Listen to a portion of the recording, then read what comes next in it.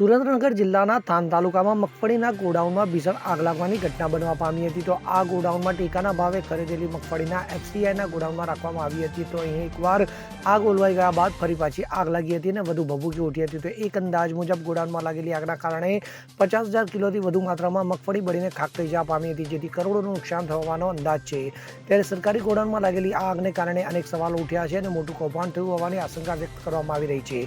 તો આ મામલે હવે ખેડૂત આગેવાન અને આપ નેતા રાજુ કરપડા મેદાનમાં આવ્યા છે અને તેમણે આ આગ જાણી જોઈને લગાવવામાં આવી હોવાનું જણાવ્યું હતું। તો રાજુ કરપડાએ જણાવ્યું હતું કે થાન તાલુકામાં મગફળીના ગોડાઉનમાં આગ લાગી। આ ગોડાઉનમાં CCTV કેમેરા ન હતા અને ફાયર સેફ્ટીના સાધનો પણ ન હતા। તો નિયમ મુજબ આ વસ્તુ હોવું જોઈએ, પરંતુ તે ન હતું, જેથી તેમને આ અંગે કેટલાક સવાલો ઉઠાવ્યા હતા અને આને મોટું ષડયંત્ર ગણાવ્યું હતું। આ સાથે રાજુ કરપડાએ જવાબદાર લોકો પર કાર્યવાહી કરવા અને વારંવાર ગોડાઉનમાં કેમ આગ લાગે છે તેની તપાસ કરવામાં આવે તેવી માંગ કરી છે। નમસ્કાર, હું રાજુ કરપડા। થાનગઢના જે સવારે સમાચાર મળ્યા કે મગફળી ભરેલા ટેકાના ભાવે મગફળી ખરીદાયેલી હતી, એ મગફળી ભરેલા ગોડાઉનમાં આગ લાગી, જેમાં CCTV કેમેરા નહોતા। ખરેખર નિયમ મુજબ CCTV કેમેરા રાખવાના જે નહોતા, ત્યાં ફાયર સેફ્ટીના સંસાધનો નહોતા। ક્યાંક ને ક્યાંક જે અમારી શંકા હતી કે આ આગ લાગી છે કે લગાડવામાં આવી છે, આ સૌથી મોટો સવાલ છે। ખરેખર CCTV ફૂટેજ નહોતા તો CWCના અધિકારીઓ શું કરતા હતા, ખરેખર ગોડાઉન મેનેજર શું કરતા હતા, કઈ મંડળીઓ દ્વારા આ મગફળી ખરીદવામાં આવી હતી। આ આગ લાગી છે તો ભૂતકાળમાં જે આગ લાગી હતી એ પ્રમાણે તો ક્યાંક ને ક્યાંક કૌભાંડને ઢાંકવા માટે તો આગ લગાડવામાં નથી આવી ને। આ અમે સવારે સવાલો કરતા હતા।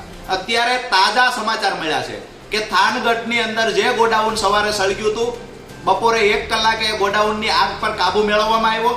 ક્યાંક ને ક્યાંક જે લોકોએ આ ગોડાઉન સળગાવવાના પ્રયત્ન કર્યા છે એ પૂરતા પ્રમાણમાં સફળ ન થયા હોય એવું અમને લાગે છે। એટલે અત્યારે ફરી વખતે ગોડાઉન સળગ્યું છે ત્યારે તંત્રને નમ્ર વિનંતી કરીએ છીએ કે આ ખાડા કાન કરવાનું બંધ કરો। એકના એક ગોડાઉન 8 કલાકની અંદર જ્યારે બીજી વાર સળગે છે તો નક્કી થાય છે કે આ ગોડાઉનની અંદર કાંઈક મોટા પ્રમાણમાં જે કૌભાંડ થયું છે એ કૌભાંડના પુરાવાઓનો નાશ કરવા માટે વારંવાર ગોડાઉનમાં આગ લગાવવામાં આવતી હોય આવી અમને પૂર્ણ શંકા છે। અત્યારે ફરી વખત ગોડાઉન સળગ્યું એવા સમાચાર મળ્યા છે। તંત્રને કહીએ છીએ કે ખેડૂતોના નામે સરકાર દ્વારા જે પૈસાઓ વહેંચવામાં આવે છે, જે પૈસાઓની ફાળવણી કરવામાં આવે છે, આ પૈસા ક્યાંક ને ક્યાંક મોટા જે મગરમચ્છો છે એ ગોલમાલ કરી ગયા છે, મલાઈ ખાઈ ગયા છે અને અત્યારે વારંવાર ગોડાઉનને આગ લગાવી રહ્યા હોય આવી અમને શંકા છે।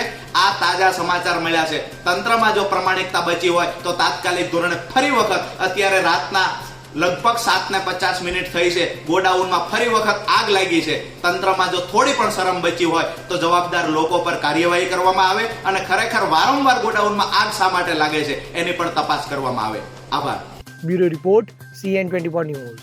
હવે જુઓ દેશ દુનિયાની તમામ ખબરો તમારી આંગળીના ટેરવે। ઉઠાવો મોબાઈલ અને Google Play Store પરથી ડાઉનલોડ કરો અમારી CN24 ન્યૂઝ મોબાઈલ એપ।